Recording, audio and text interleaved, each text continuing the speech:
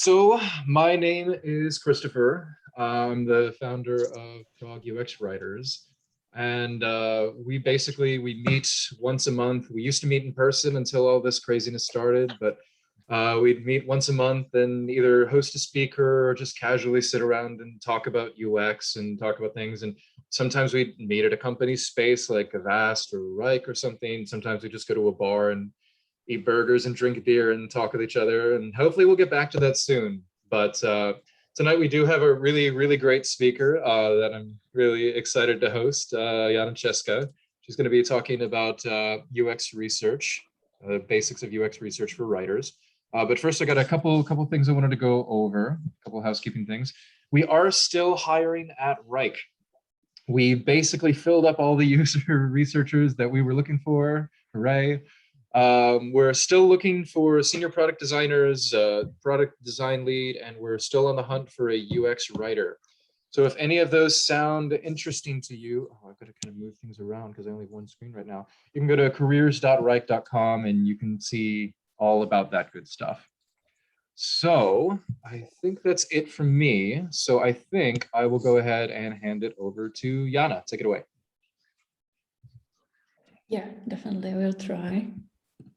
So now you should see my presentation. Yep. Great. Okay. Hi, guys. Thank you, Chris, for the introduction. What I want to talk to you today is some research, as Chris said. I need to, one moment, please, because your beautiful faces cover my notes. So great. Okay. I would love to share with you today some tips and tricks and stuff on how to start experimenting with user research on your own texts. When Chris asked me to show you some basics, it got me thinking. Even basics of research are a vast topic. I couldn't teach you how to formulate research questions in 30 minutes over Zoom. But for me, research is all about asking. So I thought I could show you some ready-to-say questions you could use to jumpstart your usability testing. With that in mind, I decided on some main principles for this presentation. I will be practical. I'll try not to use any confusing terms. I'll keep it minimal. And I'm gonna definitely steal Chris's title, which you've already seen. So here it is, UX research basics for writers. Sit back, relax, listen, and please ask questions to slido.com/UXR for writers. We'll get to the questions at the end of the presentation, and I think they will be the most useful thing today for us all. So yeah, and also you will get my slides later. No need to screenshot everything and such. Okay, what have I prepared for us? First, we will adopt a research mindset. Basically, I'll ask you to always ask why. Then we will cover two quick methods that are useful in online setup. That means talking over video chat with screen share on. To that, I will warn you of some common misunderstandings. And finally, I'll leave you with some gifts. I mean, sure, further reading, because I'm a nerd and that's all you can expect from me. Overall, I would love you to take away today these 4 points. Don't assume, always ask why. If someone asks, ask them back. Embrace silence and leave your participants happier than they've come to you. That one is actually really important because that's basics of research ethics. Okay, research mindset. I'll present to you my parents. I'll tell you an educational story about the prejudice, numerous bottles of water, and my dear quirky parents. It starts with me not having any clue what to give them for Christmas. A good rule of thumb when writing, which is designing, never assume, just ask. In my story, I don't. Instead, I make a simple observation. 1, there's no drinkable water at our summer house. 2, my parents bring tap water in barrels. 3, my mom makes great syrups. And 4, they buy loads of flavored sparkling water. Aha! I see all the problems. They have to drag that heavy stuff to the house. It isn't cheap, it isn't nice to the environment, and it doesn't help to consume all my mom's sugary syrups, which is need to be done. So it's Christmas, and I know I have to stop this madness. So I jumped to the solution, fizzy water maker. Yeah, it's lighter, cheaper, more eco-friendly, and it has the homemade feel. Brilliant, right? Best daughter ever, yay, done. Well, yeah, let me tell you that they weren't exactly ecstatic about it. In fact, 3 years later, they still feel embarrassed because they hate it. So how could I have done better? Well, I could observe them longer and gather more data. I would find out that first thing they do is to check the bottles before drinking. What, right? After that discovery, I hope it would force me to finally ask why and to get to the point of their actual needs. I would ask, why do you buy all those fizzy drinks? Why on earth do you shake them? In the story, I don't find out about my prejudice right until the Christmas evening. I never ask, so they need to force the insights upon me. They are laughing when they tell me all of this. This you can see. We won't go into detail, but to sum it up, unlike me, my parents don't like sparkling water. They hate the bubbles. There are some solutions to this, but none of them is a $100 fizzy water maker, as you can see. So the process of designing any solution, written, drawn, or bought, goes observation, asking, solution, testing. No shortcuts. When you jump from simple observations to solutions, you disappoint your parents. Don't disappoint your parents, be a researcher. This is actually research. Start with asking why. It's the same with texts, really. There's a good analogy when someone asks you to come up with a new wording based just on drop of numbers from a purchase flow. You know, it's not just making it more sexy what will change the mind of your users. But what do you know at that point, really? Is some info missing? Should you be kinder in your tone? Or do they just hate those bubbles and you can't make a difference even though your text is like MailChimp level good? You need to ask why they leave before you tell them not to. And that's it. Here's a secret. Asking why is actually a method. You can find it in the resources at the end of the presentation. Just be aware that asking why, you can sound a bit like a baby. This method definitely needs some fine-tuning. Before we go into detail on how you can test your research-driven solutions, let's hit pause and clear up 2 things. First, users. I hope that these days it goes without saying that the user research means researching with your own users, potential or current, but your own. If I've asked my sister, would she hate the bubbles as my parents do? I actually doubt it. So please don't ask your colleagues or the receptionist. Most of the times they know nothing or they know everything about your product. Either way, they're not exactly your typical user. Second, preparation. Before any concrete questions about your text, it's good to give your users some context. Set up the situation. Tell them where they are in the process you're testing, how they got there, and what their motivation as a testing user is. That preferably will be their very own motivation to use your product. Easiest way is to give them some simple task, like read this paragraph and tell me in your own words what it says, or find info about penguins, if there is any. Don't forget to ask them to think aloud, so that you know what's going on, and be patient while they read. Try not to interrupt them. Right, so we learned one method, that asking why method already, and there's 2 others to go. We will focus on implementing them for the online setup. Yeah. And I will drink now because, thank you. So when talking to users, you'll quickly find out that they never know what they really need. It saves a lot of time to rather ask directed questions. What do you expect? And red and green pen.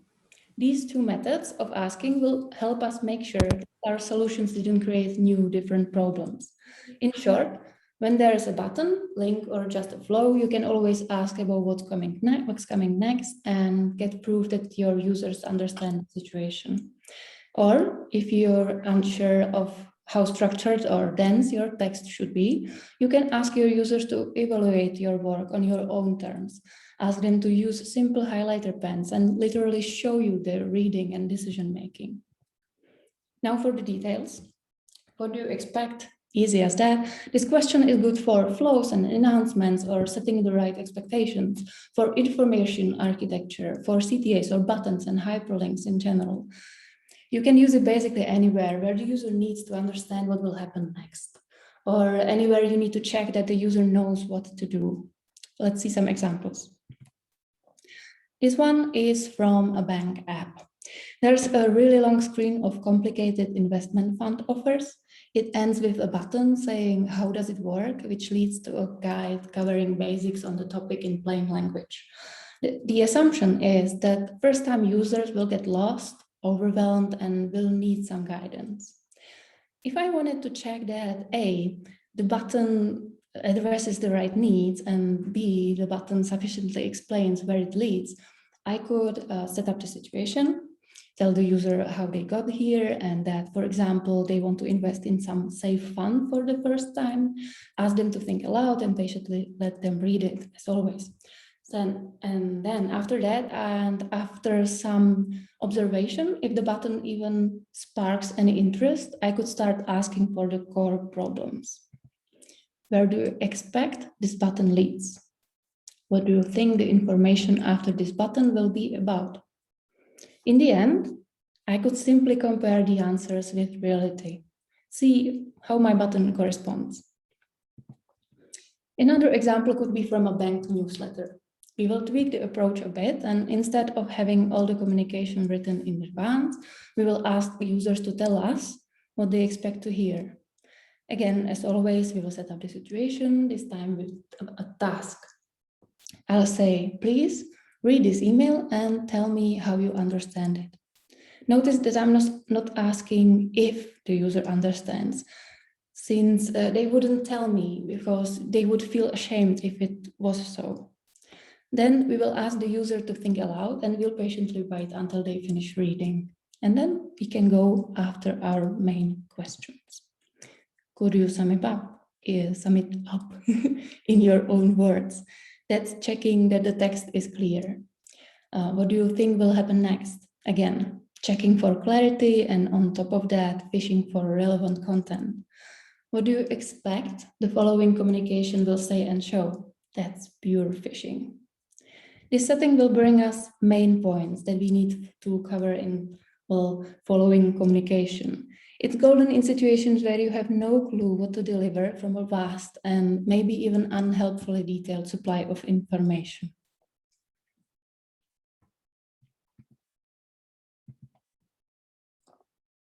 Second method, red and green pen. Sometimes you can find it under the highlighter test. It's more of asking the user to show you their thinking than asking itself. You can use it on landing pages, instructions, summaries, newsletters, or blogs. It's helpful anywhere where you could lose your user's attention in clutter and marketing talk. It's also very helpful when dealing with badly structured text or when you need to get to concrete evaluative feedback, say when your assignment is to come up with a cool, laid-back tone. You can make people show you where your text feels relaxed and where it doesn't. Heads up, with this method, your prototypes get really messy. In the first example, let's say I write for the covid.gov.cz, and I need to see what I could be missing in my text for users that came into contact with a COVID-positive person. I know what facts I want them to take away. I consider those helpful, and I will wait if they will think so as well. My research questions are, am I helping them in dealing with the situation? What exactly do they find helpful? So I will show you this page, describe the scenario, ask my users to try to deal with it using this page only. And finally, I ask them to mark green anything that helps and mark red anything that isn't helpful. You can do that in Google Docs, Miro, or another digital cooperative spaces. It's your choice. Some users remain silent during the reading, despite being prompted before the comment is out loud. Don't rush them or interrupt them. If they concentrate and stay quiet, you can ask them to think aloud again afterwards with a question like, can you please talk me through your decision process? If they utter some remarks and give you fuel, you can follow up on that. After they finish the exercise, you can ask, I heard you said the first sentence helped you in no way. Why is that? Or you can ask directly why any of the words have been marked green or red. In the end, check also on the sections that didn't get any attention. Are they okay or just taking up space?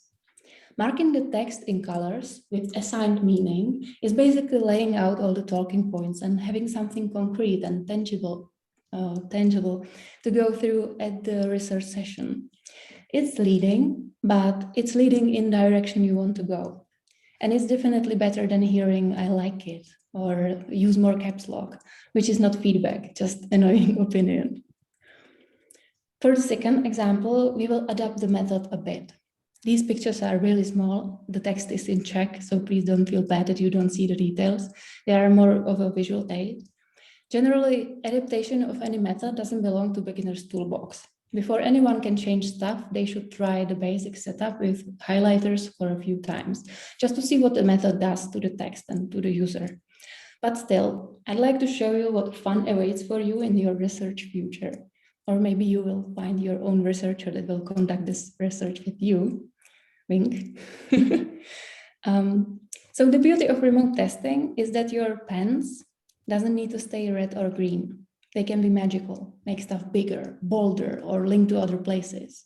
Again, the point here is not to develop it as your user suggests, but to understand them, where your expectations differ and where you could lose them. The trick is to stick to the text. Don't let them rewrite it. Just make them show you your blind spots, stuff you wouldn't dream someone can take away from your text, or in this case, a graph description. To find out how your users orient themselves in your information structure, you can show them raw info and ask them to mark all the important stuff. Sometimes the culprit is somewhere else. It would be pointless to change your text when the problem lies in colors, design, or the kind of info you're showing. But to see that, you need to test the whole context. In this case, the problem was all of it, the combination rather. I'm showing a Czech example from a project we did with my colleague Tom Kubina, who's a senior designer and a team lead at our company LMC. We suspected that our graphs were too complex, those are on the left, and misleading on a first glance. We wanted our solution to avoid over-explaining them and over-painting them with colors.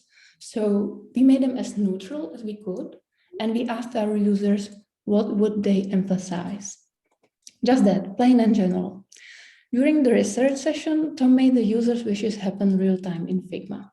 After a few initial unsure suggestions from the user, we asked why a lot. And so we got to the bottom of it.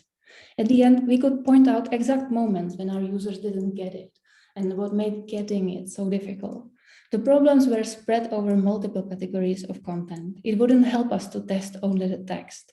Our magic wand showed in what way the text could and couldn't get better. Done and done. We're almost ready to venture out there.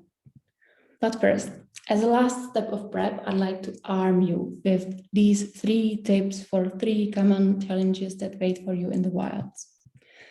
1, answering questions. Sometimes users get lost and ask you how to solve the task. The urge to answer and help them will be real, but don't. Think about it this way. You're there to understand them, not to help them or get understood. This is your only chance to see what happens when your text underperforms and to estimate the gravity of the problem. Good advice is to first ask back, or second, promise to answer later. That way you get to see the behavior and the user gets their info. 2, too much talking. When you are the one doing all the talking, your users can't be giving you any information. Silence, on the other hand, makes your users to come up with more stuff to say, no questions even asked. It will get a bit uncomfortable, but intentional silence is an underestimated moderation technique. Try to count at least to 5 or take a sip of water if you don't know how to survive it. But let the user non-verbally know. That means eye contact, smiling, or leaning, or something like that. That they are they are the focus of your attention, and you want them to tell you more. That they are doing great, right? Great things about this, you can practice anytime with anybody. 3, pushing your user to do your bidding. You are here for them. You want them to feel comfortable using your product.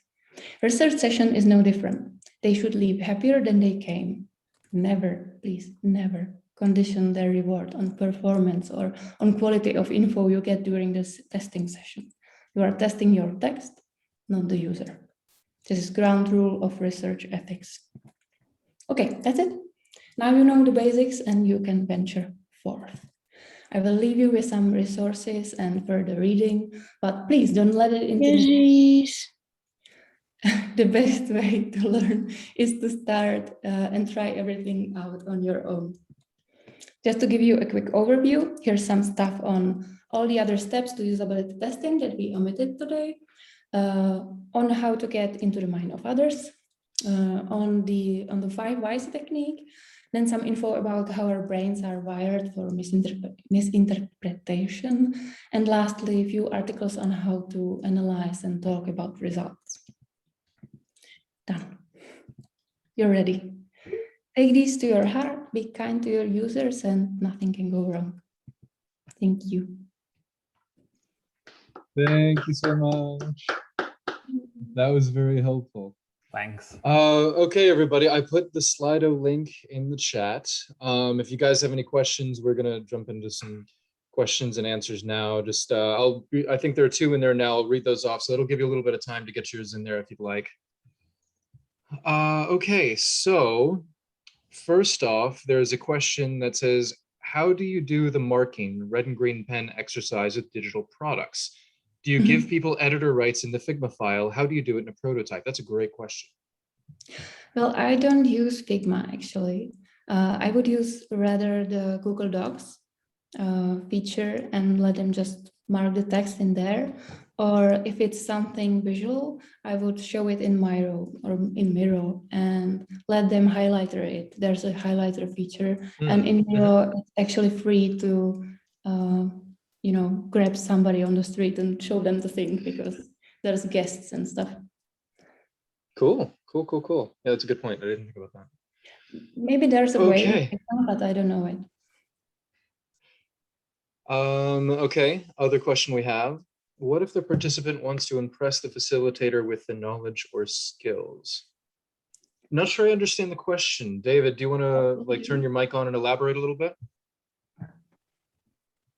Yeah, that stems from my previous experience. I was facilitating a test, and there was a user, and she was basically posting around how she can navigate in a mobile app, and it was kind of annoying, and it was kind of skewing the results of the test. So, what do you recommend to do in such case? Okay, that's not an easy participant. I know that from my own experience. Maybe try to make them feel more comfortable, because these things sometimes jump from a place of uncertainty. So make them feel they are doing okay, and that it's not a competition, really. It's not a test. You're just wanting, you want to hear their thoughts. You want to be there for them. So maybe tone it down a bit in your own approach. And there's another tip I have from a colleague, that is, if someone is too arrogant or too up there and it's not like you're not an authority for them, so try to correct them on a simple thing, correct them on a really something normal, like opening a link or something, and just tell them, okay, this is not what I wanted, maybe another one. Not to belittle them, no way, but to just to show them that you are there as the authority. You know what will happen, you know the steps of the session, so let them you to be the guidance on that session. But if it's someone who's impressing you, like trying to get your attention, maybe your approach is, maybe think about if your approach isn't evaluative, like if you are not giving them info about how good they are, how good they are doing, because this can, in persons that are like competitive, it can bring up this behavior. As a super competitive person, I feel that. Okay. Ooh, questions are.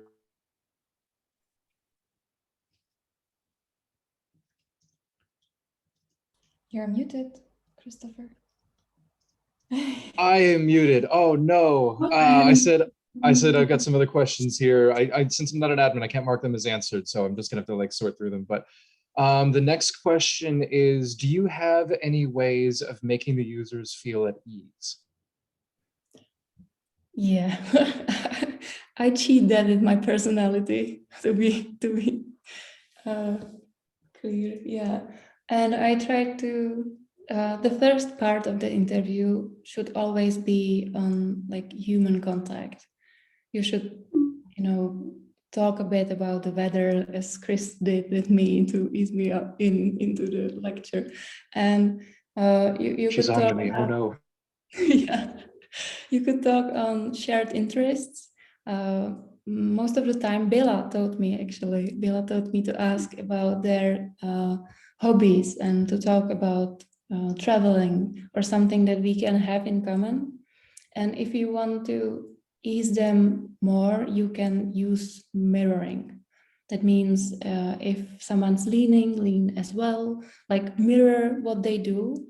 In the digital context, I do that with adjusting my rhythm and my tone to theirs. So if they're really talkative and energetic, I will be as they are. If they're calm and really the stress is leaving their body, like mine right now, I will talk more slowly and wait for them if they catch up.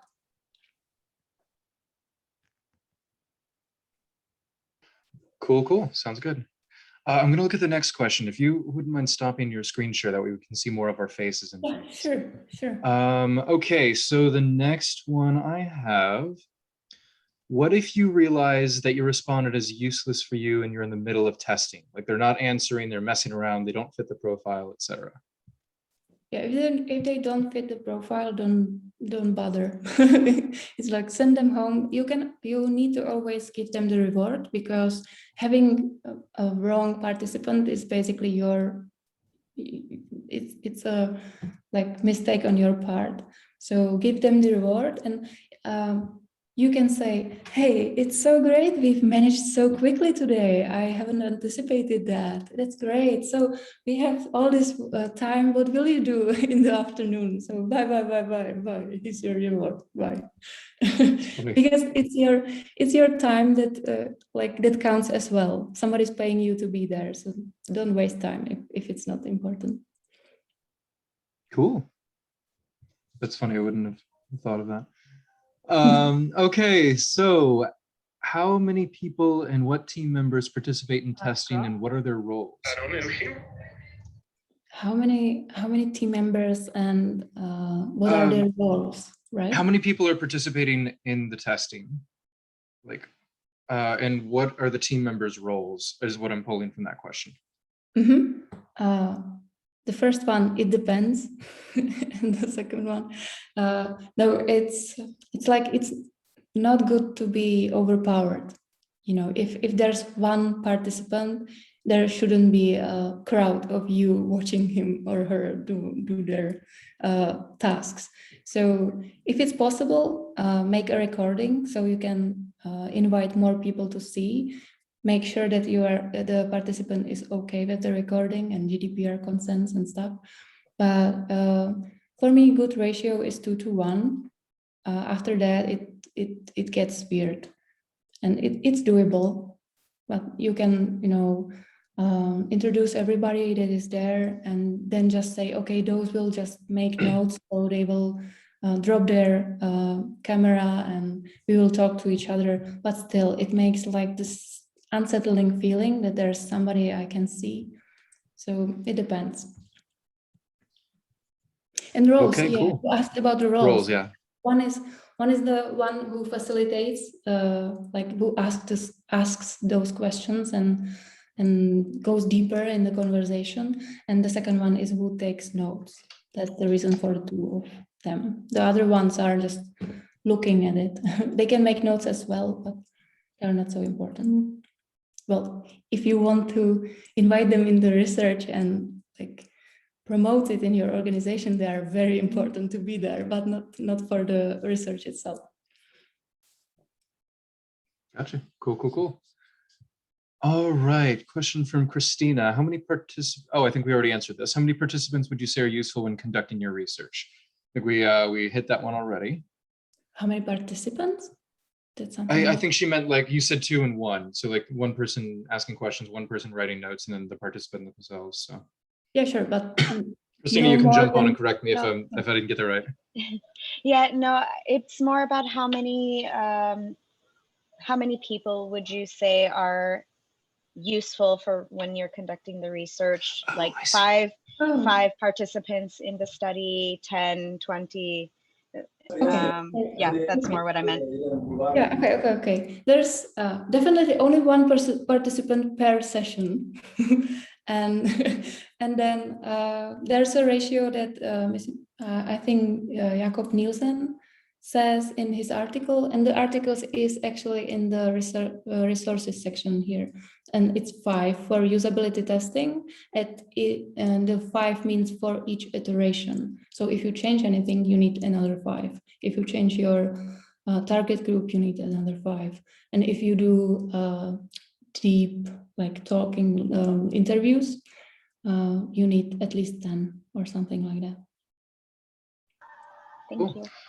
I saw one question pop in that I'm just going to answer real quick. Pavel, yes, the presentation will be made available. We'll post the link afterwards, whether you found us, whether you're part of the Prague UX Writers Facebook group, which I will also post in the meetup group as well. If anybody wants to join the Prague UX Writers Facebook group so that you can keep up with future meetings and things, more than welcome to do that. But we're also, most of you probably found us either through like LinkedIn or through Meetup, probably the majority through Meetup. We'll be posting links there as well. So yeah, you will be able to find those. Okay, let me go to the other questions. How many users do you need for the highlighter test? How many users? To see what's going on there. Well, I'm not sure if they mean, it's anonymous, but if the person who asked wouldn't mind popping on and clarifying the question, like which side you may mean, like people administering, or do you mean people? Go ahead. Yeah, I mean users, you know, the people that are part of the test, you know, that are doing the highlighter test. Gotcha. So you know, to have a result, you know, to be able to interpret the result. So how many people would you test? It's similar to usability testing, so I would say 5.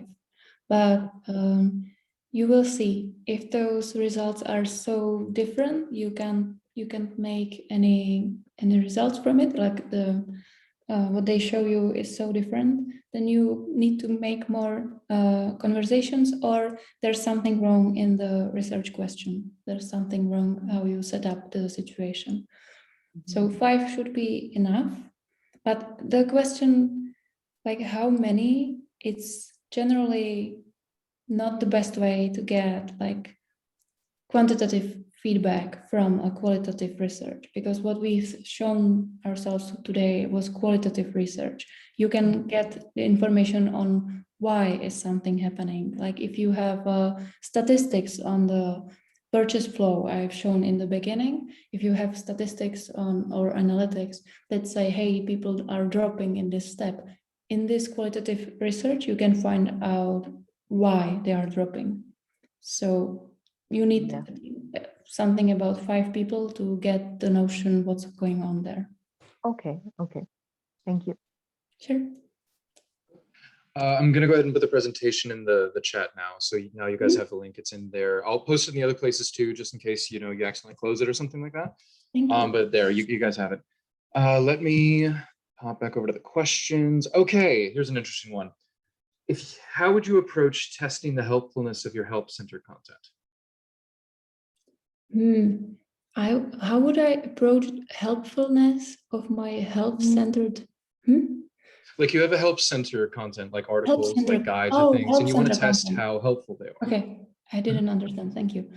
Help center content. Well, I would need to see what's the point of the help center. If it's, for example, a help center from a bank, sometimes it's written just because the SEO is better when there's content on the pages. So I wouldn't waste my time on testing those, because those questions are not the frequently asked or the help center information. Those are promoting the bank on the web. Or if it's a help center and there's a lot of text, and you want you have a journey, right? You know what the people who came to this text from a web browser, like from Googling some stuff, that they want to find something, then you can set up the situation like this kind of user and ask them to find this thing, and you can see where this user looks, what they are looking for. If it takes too much time, you can ask them, well, what are you looking for? Well, you can like spend time with them on this text, and you can as well use the highlighter method to see what they find useful. So you can say, hey, green is useful, red is unuseful, or like blocking you to get to the point. It's good to, well, there's actually one point that I wanted to make and forgot. And that is that people usually choose only one color. If they like the text, or if they're a positive person, they choose green and mark everything that's green and omit the red, or they choose only the red. That's interesting. I've seen that in person. I haven't seen that online yet. So that's really interesting. That's cool. Denisa has her hand up. I think this was her question, so maybe she wanted something clarified. Yeah, go for it. Indeed, because one thing that Jana, you mentioned in your presentation, and what triggered this question, was that you actually, in one of the LMC examples, had a task, and then I think maybe you said that you would actually put the text there and ask whether they would know how to perform the task if they had that article there. Well, maybe I can show you and you can tell me, because I'm not sure right now. I'm not sure if like it was in this particular one, but I wondered whether there's actually a way to, whether if you're testing a copy, whether showing them some task, you would risk that actually they will spend more time talking about the UI rather than about the copy and the helpfulness, right? So if you would rather show them the article like this and be like, would you know what to do? I wouldn't ask them if they, I wouldn't ask them if they, I'm not sure actually what part do you talk about, but I wouldn't ask them if they are able to do some task. I would see if they are able. Like I would give them the task and wait what will happen. And right, but let's say that so we specific scenario in our company, we have quite a complex product, and even the employees go frequently to the help center because it's so complex. We really need it. And nobody, I'm telling you, nobody understands. It's a basic documentation. Nobody understands what's there. So it's not that helpful. Yeah, the help center. And so I was thinking how to approach it, because with the highlighter text, yes, that's how they understand the text, but they don't have the context, right, of where it's happening. Okay, I understand what your point is now. Okay, so the thing is, you need participants that are your own users. You need participants that are good for that situation. So you have a hypothesis, you think that some kind of users end up on your help center page. So you bring those users and tell them, okay, hey, like your problem is today we will test something, blah, blah, blah. Your problem is that you can't find this feature. Could you please show me how you deal with it using this help center? And now you see where they break. Be prepared. If it's unhelpful, they will be frustrated a bit. Inject some simple tasks into your other complicated tasks. Something like, yeah, great. Can you sign off right now? So they will sign off when they are happy that they've done something good. That's fun. Thanks so much. Yeah, it's about the target group, not about the actual method of the testing. Okay, we got a few more questions. We still got some time for some more questions, by the way. So if you're thinking of something or these questions made you think of something else, feel free to go ahead and throw them in Slido. So yeah, okay. Maybe let's have a discussion if somebody wants to, I don't know, add something or Sure. Talk about probably once we get to the end of these questions. Yeah, sure, we can open it up and let people ask questions a little more freely. Absolutely. So one of the questions here got a couple likes. How do you find the best words when writing a microcopy? How do you write for a diverse user base, both native and non-native speakers? In complex steps. It's not, I don't think it's I think, Chris, you would be the right one to answer this. But I don't suspect you just think of it and it happens. I can. Basically, I just try to use as basic words as possible and try not to use too many like idioms or culture specific phrases. Like one of the things that I had to watch for myself is sometimes I'd say, oh yeah, shoot me an email if you have any questions. But some people, when I say shoot me an email, don't really understand that I mean send me an email. They just, I try to really watch for those things that, while they're completely natural to me, might feel slightly unnatural for other people, and try to make it as basic as possible. And usually when you're doing that, it's going to be more understandable. Yeah, and the research answer is tested with each target group. There you go. Okay, cool. Let's see. So how many research iterations do you usually do for one task? What was the maximum? Well, it depends on how much money you will get from your stakeholders. So it depends on how persuasive you are when getting the task from your stakeholders. It depends also on the topic, because if there's something huge, right now we are dealing with, at our company, I am dealing with a really huge discovery phase. And I feel like after 5 to 10 interviews, there won't be enough information for us to develop something on. So then when I see what's happening, what people are saying, then I can rewrite some research questions and get to another iteration.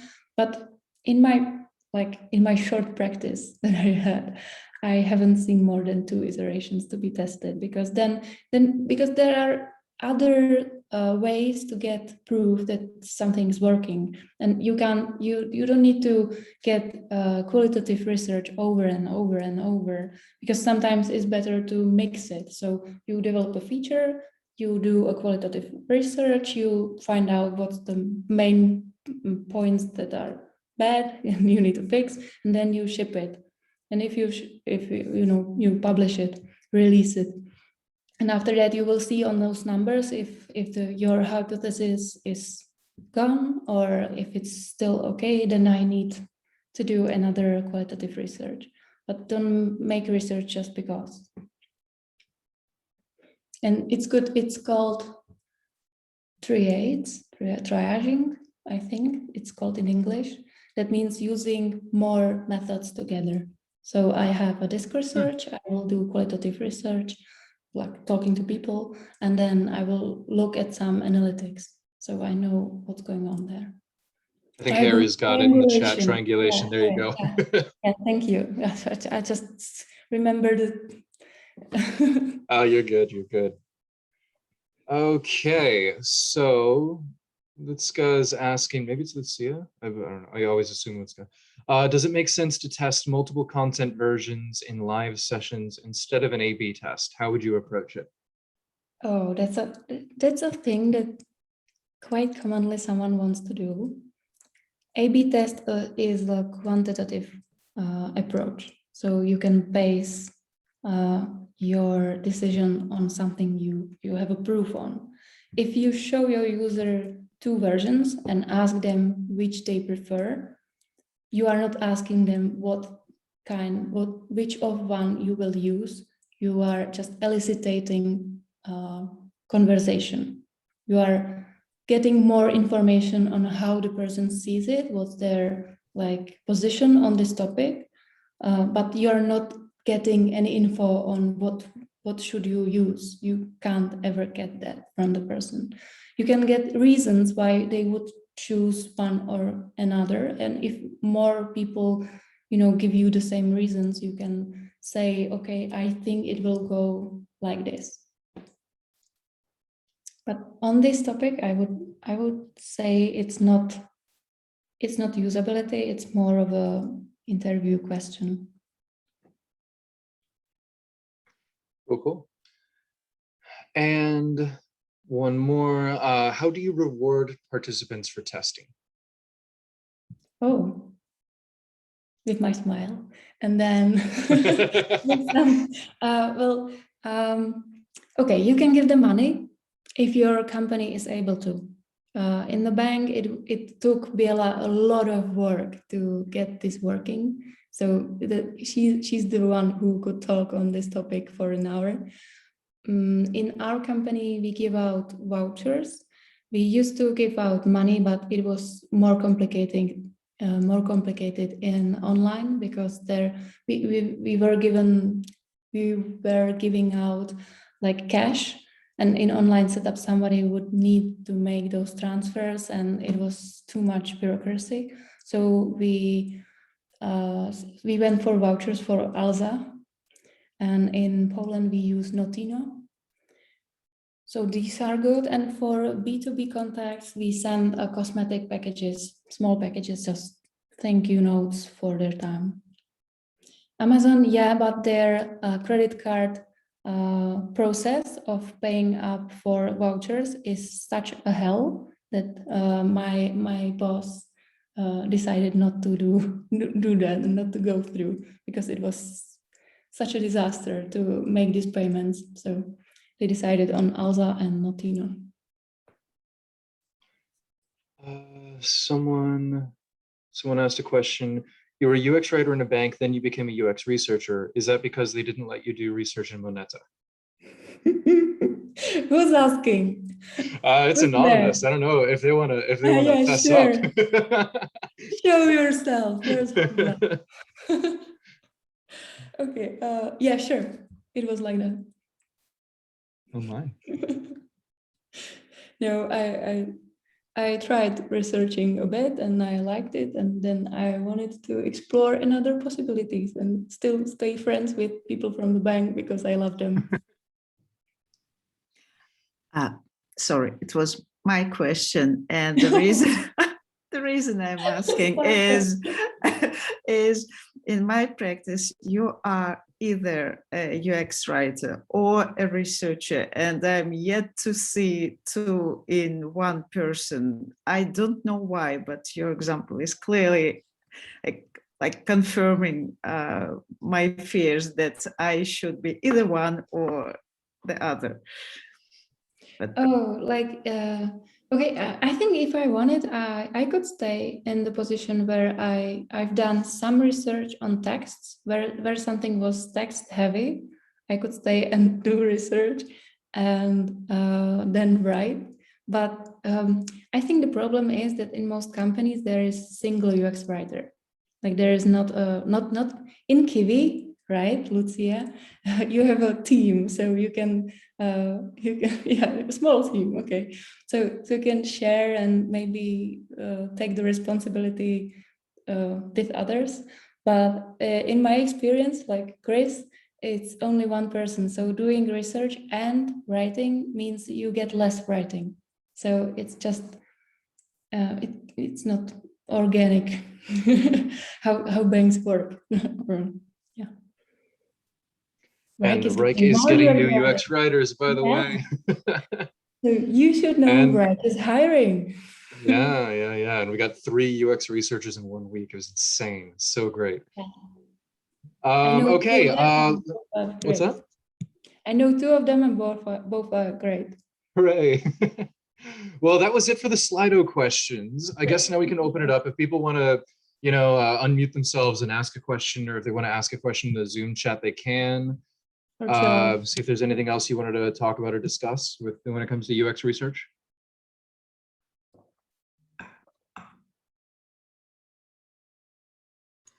My biggest piece of advice would just be practice, practice, practice. Yeah. Rope in some family or friends and just get them to try something out. It's actually really good fun. Nice. Yeah, definitely. Just don't take your parents as good participants if they are not your target group. It's practice. Sure. Maybe I would have a question, actually. Go for it. Usually when we have like this UX testing, we are always struggling with the way of how to record it. Like if you need the written consent, or if it's like just saying, okay, I consent on the video or on the recording enough, or how to deal with that. Well, it depends on the country. So I don't think I can actually help you, but in Czech Republic, we have I've seen contracts because of the money. I've seen consent forms where you just say, hey, I'm consenting to all those things. I know beforehand that they will happen and I'm okay with that.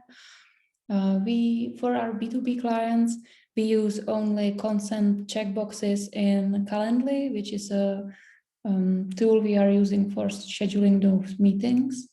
So it depends, but with those B2B clients, we have another contract. So it's just, ethics, making sure that the people on the other side understand what's going to happen. I don't know, but there's a research ops community where you can ask those questions and they will gladly help you to find the right thing. Yeah, thank you. But Calendly is a good point. Yeah, it's a good sharing.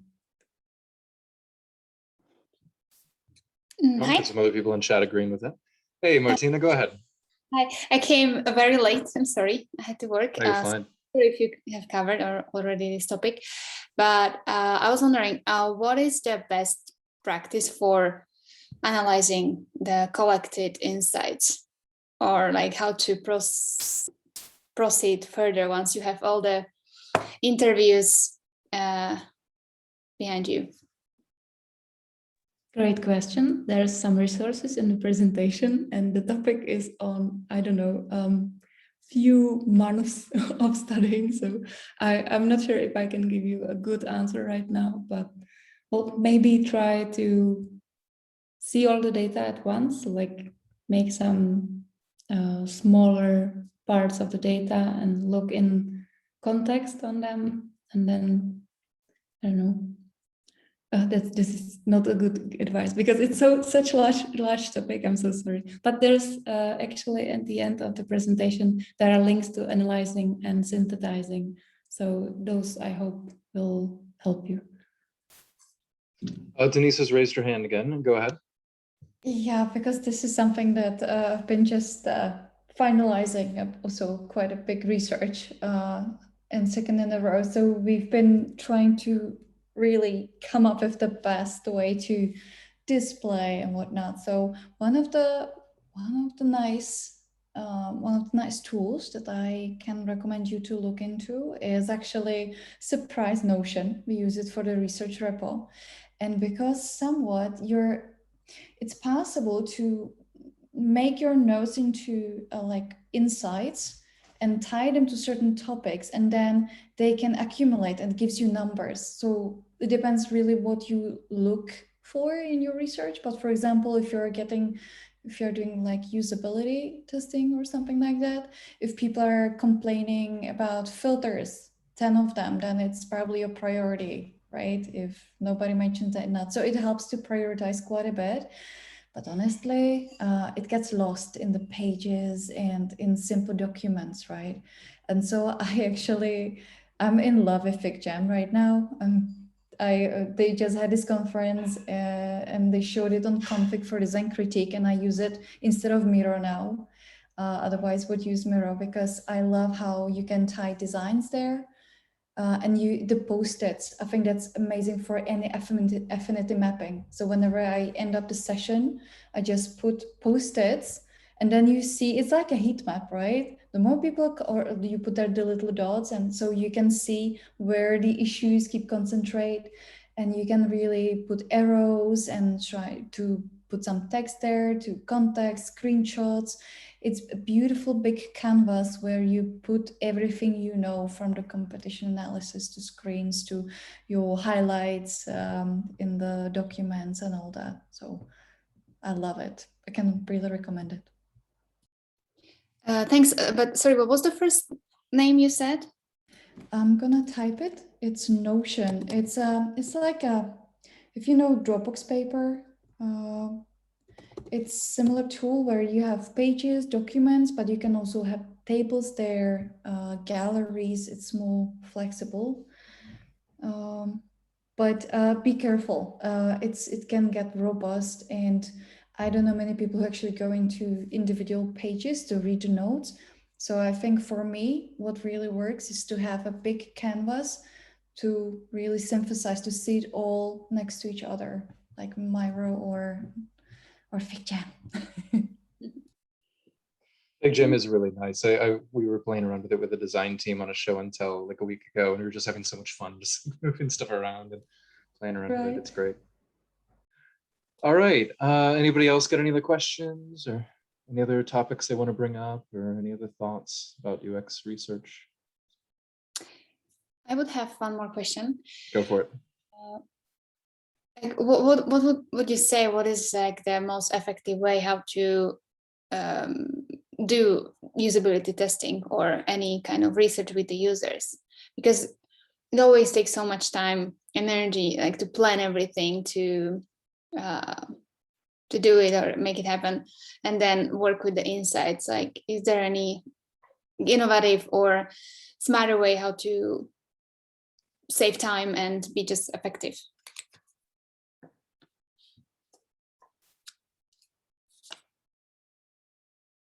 I think that's on all of us. If somebody has a tip, please step up and tell us, because I would also like to ease my load. I'm not sure I completely understood the question. Would you be able to repeat it for me? Yeah, like, what is the most effective way how to perform all the research? Because normally you go like, you plan it, you schedule meetings with the users, then you just have sessions per person for 1 hour. You have to listen, then you have to hear all the recordings and you know the insights. So it's basically the whole process, and it takes so much time. So if someone tried out more effective way how to do all this. Does somebody super senior and future Riker, Bila, want to answer this question? May not be. Or have tried any other way how to perform? I usually go through the video just the once, but cutting the important bits out. So I make myself a shorter video that I can then go back and look at. Sorry, that's my interesting. son. Good. That's an interesting thought. I shorten my interviews. Yeah, that's a trick that I got from my teacher. Like, if it's too much for you, just shorten it, because you get 30 minutes that you can analyze well, and it's better than an hour that you will drop at the end because you can't manage to analyze it.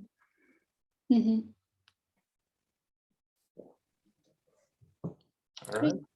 I see. Do you pronounce your name Vladana? Like, I'm terrible with names sometimes.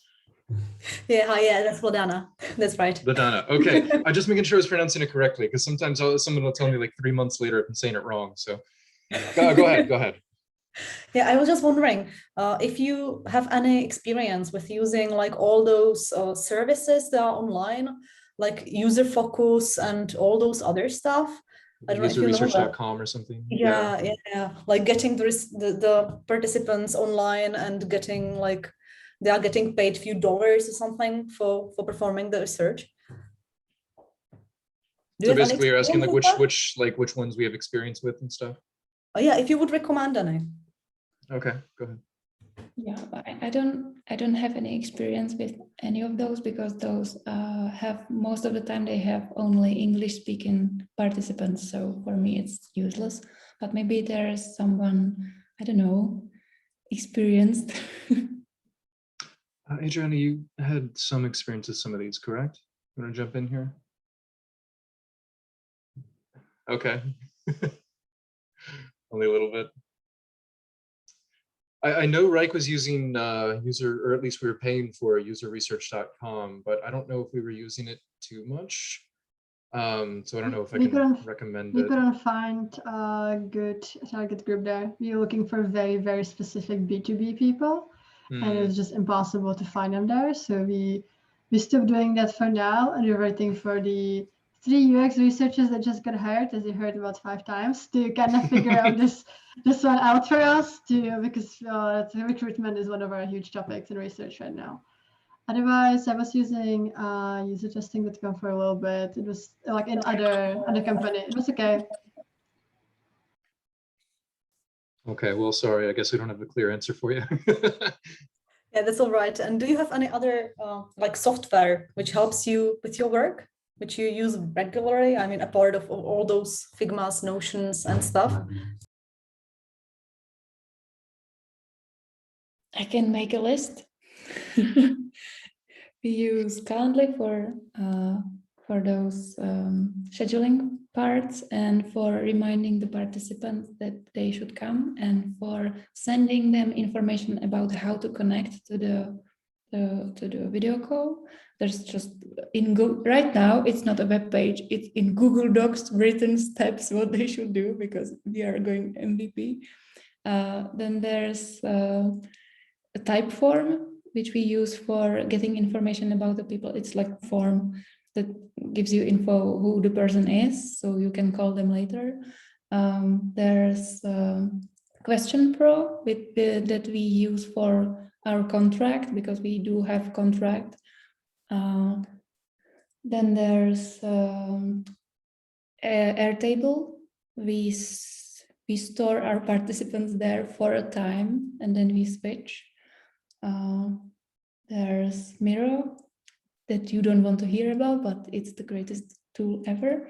And then there's Confluence, in which we have a repository right now, but it's in a it could have some update. And I'm thinking there's Timio, which is an HR recruitment tool that is helpful only in Czech Republic. So I don't know if it's good for you, but that's all, I think. Cool. Thank you. Could you make a list and put that at like the end of your presentation, since we're already sharing the presentation anyway, so people can, go through those. But yeah, some people might find that helpful. I've said sure, but you haven't heard it because I was muted, but sure. Oh, no. Okay, great. Do we have any more questions? I think we're probably getting to the end of our time here, but we might be able to squeeze one more in if somebody else has another question.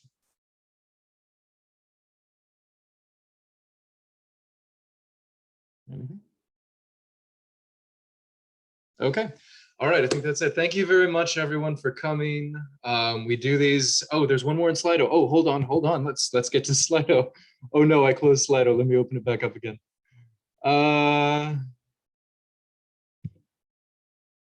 Loading. Thank you, Pavel, for letting me know. I would have totally missed it. Okay. Are you using Grammarly.com or similar tools? Me, absolutely. I love Grammarly. That is the thing I paid for premium for like 5 years happily, each and every year. It's not always great with UX writing because like I get an email every week or so and gives you the rundown, like, oh, you checked this many words, you did this many different words. But then it has a section of like your biggest mistakes, and it'll always be like missing punctuation at the end of a sentence, and it'll be like 70 mistakes, because headlines don't have periods on the end, but you know, they can't recognize headlines yet. So I mean, you'll just see like 3 annoying mistakes that aren't really mistakes, but I mean, yeah, it'll help me catch like stupid, silly mistakes, like I switched the I and the E in one word, or you know, something like that. Like it's a fantastic tool. But now that I've ranted and raved about it, I'll let Jana ask. Or not ask, answer, other word. I'm not using any because there's not any in Czech, so I am on my own. Oh, that's true. Oh no. And there's this vocabulary that I could recommend, but I don't think any one of you would use it. So. Oh, there's one really great question if people want to stick around. If you need to go, no worries. Thank you so much for coming. We'll do another one next month, but there's another really good question. What are the best practices for collaboration between UX researchers and UX writers? This might be one of the more important questions of the meeting. Yeah, let me tell you, you need to, get them good food, get them sleep well. Oh yeah. What I do for my writer,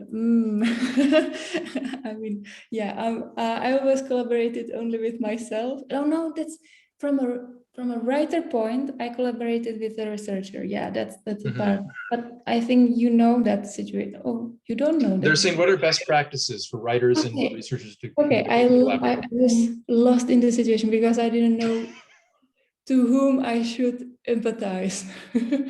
Sure. Okay, so best collaboration with a researcher. Well, bring them in as soon as possible. It's for most collaboration. If you are in sync, you will get the best results.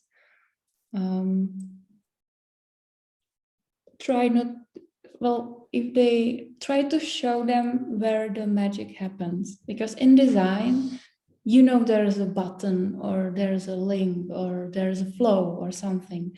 Everybody can see the morphological parts of design in basics, but not everybody can see in text where the problems are. Show them that you want to ask about your verbs or your nouns, or that that your structure of the text is too long and your hypothesis is, hey, I think they will get lost in the middle of this sentence.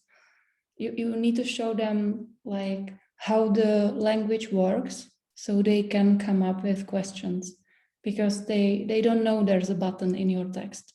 You need to show them where the button is. That's a great question too. Yeah, thank you very much, whoever asked that one. Okay, all right, thank you very much, everybody. We do this every month. We'll have, I'm not sure if we'll have a speaker next month, but we'll have some sort of discussion roundtable type thing. Might even play a game or two. We'll see how it goes. But thank you very much for coming, and I will see you all next time. Bye-bye. Thank you for organizing. Bye-bye. Have a nice evening. Thank you. Bye-bye. Bye.